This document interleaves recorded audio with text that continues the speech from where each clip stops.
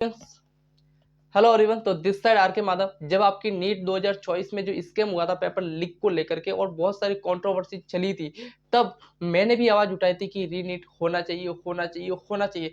Comment के अंदर बहुत सारे लोग ऐसे बोल रहे थे कि रीनीट नहीं होना चाहिए, बहुत सारे लोग ऐसे बोल रहे थे, मुझे भी गालियां दे रहे थे कि रीनीट होना चाहिए या फिर नहीं होना चाहिए। लेकिन मैंने बोला था कि रीनीट होना चाहिए, इसमें बहुत सारे लोगों का फायदा है। मैंने जब ये बात बोली थी और कब क्यों बोली थी, जब मैं ये बातें आप वीडियो के अंदर बोलूंगा और आपको प्रूफ के साथ ये चीजें बताऊंगा, तब आपको बिलीव हो जाएगा कि यस मैं वो सही था।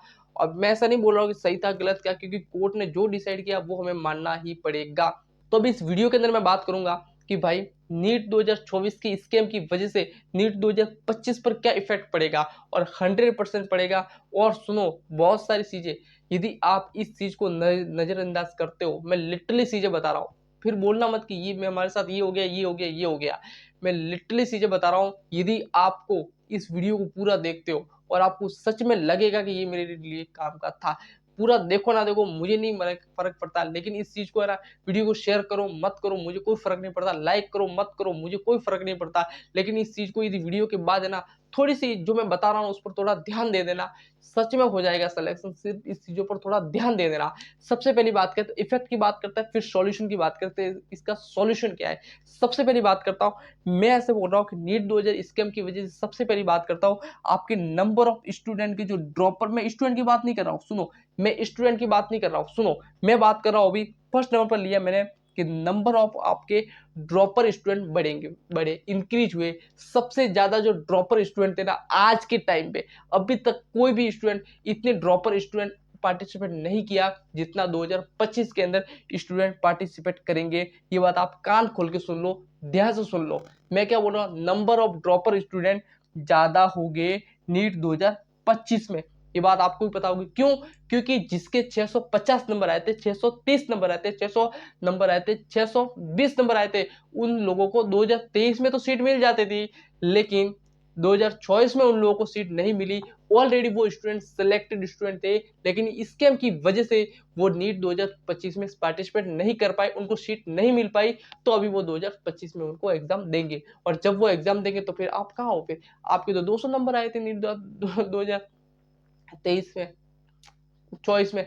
आपने तो कभी नीट 2024 का एग्जाम ही नहीं दिया, आप तो फर्स्ट बार दे रहे हो, लेकिन वो तो ऑलरेडी 2024 में फोड़ चुके हैं, उनको तो स्कैम की वजह से उन लोगों को सीट नहीं मिली है। तो सुनो ध्यान से भाई, सच बात है ना, झूठ तो नहीं बोल रहा हूँ ना, इसलिए मैं बोल रहा था कि रीनेट होना चाहिए और इन लोगों को फिर ड्रॉपर को निकाल देना चाहिए, ताकि सभी फ्रेशर बैठेंगे और वो ऐसे ड्रॉपर बैठेंगे जो कम मार्क्स के आए थे, सभी मतलब इक्वल कंपटीशन चलता, जो चलता आ रहा था वैसा ही चलता रहता। लेकिन नहीं, अब की ऐसा नहीं है, बोल दिया मैंने बातें, ठीक है। नीट 2025 के अंदर ड्रॉपर स्टूडेंट की संख्या ज्यादा होगी, जो भी सिलेक्टेड ड्रॉपर स्टूडेंट की संख्या ज्यादा होगी, तो इसकी वजह से कंपटीशन हाई होगा, बिल्कुल कंपटीशन हाई होगा। सुनो ध्यान से, अब मैं बात करता हूं हाईएस्ट कंपटीशन क्यों होगा। हाईएस्ट कंपटीशन क्यों होगा, क्योंकि नंबर ऑफ ड्रॉपर स्टूडेंट ज्यादा है, मैंने बोल दिया, नंबर ऑफ ड्रॉपर स्टूडेंट ज्यादा है, बिल्कुल इसकी वजह से कंपटीशन हाई होगा। और सुनो, आपकी जो कट ऑफ है, आपकी जो कट ऑफ है वो हाई होगी या लो होगी, सुनो ध्यान से। अब इस पर डिपेंड करेगा आपकी जो कट ऑफ है वो हाई होगी या लो होगी। जहां तक मुझे लगता है आपकी जो कट ऑफ है ना, जो 2024 की जो कट ऑफ है ना, उसी हिसाब से रहेगी। थोड़ा उससे कम हो सकती है कट ऑफ, लेकिन मैनेज रहेगी, फिर ये याद रखना। हाँ, इतनी नहीं जाएगी जितने 2024 में चली गई, बट थोड़ा उससे कम रहेगी। लेकिन इतना बोल सकता हूँ कि नीट 2023 की से तो हाई रहेगी, नीट 2023 से तो हाई रहेगी। 24 का तो नहीं बोल सकता, लेकिन नीट 2023 से तो थोड़ी हाई रहने वाली है। लेकिन मैं ऐसा नहीं बोलूंगा नीट 2024 से भी हाई रहेगी या उससे कम रहेगी। नीट 2024 में स्कैम की वजह से, पेपर लीक की वजह से ये हुआ था चीजें, बट रहेगी तो रहेगी, थोड़ी बहुत तो हाई रहेगी। लेकिन इस हाई को फिर रोकेंगे कि, जब आप बात ये कर रहे हो, सुनो ध्यान से, अब कंसेप्ट पकड़ो, मैं जो बोल रहा हूँ उस पर ध्यान दो, नहीं सुनोगे तो प्रॉब्लम हो जाएगी।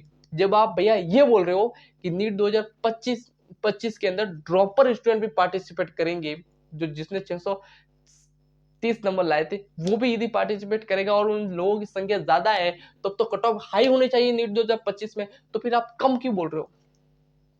बोल तो रहे, लेकिन इतना इतना इतना बोलना चाहिए कि बहुत हाई जाएगी। आप ऐसा क्यों बोल रहे हो कि थोड़ी कम रहेगी, थोड़ी जा भी सकती है, आप ऐसा क्यों बोल रहे हो। इसीलिए बोल रहा हूँ कि जब इन लोगों को, एनटी वालों को ये बात पता है कि नीट 2024 के अंदर बहुत सारी कट ऑफ हाई गई, बहुत सारे ये हो गया, वो हो गया। तब ये क्या करेंगे, अपना जो पेपर का जो लेवल है ना वो बढ़ा देंगे, अपना जो पेपर का जो लेवल है ना वो बढ़ा देंगे, अपने का पेपर का लेवल बढ़ा देंगे। और जब पेपर का लेवल बढ़ा देंगे ना, आपको प्रॉब्लम आ जाएगी। और जब पेपर का लेवल भाई साहब इन लोगों ने बढ़ा दिया, इन लोगों ने पेपर का लेवल बढ़ा दिया, इन लोगों ने पेपर का लेवल बढ़ा दिया ना, तब क्या होगा पता है, क्या होगा, कट ऑफ लो जाए चली जाएगी। फिर इतनी मतलब 2024 के जितनी नहीं रहेगी, 2023 के हिसाब से रहेगी।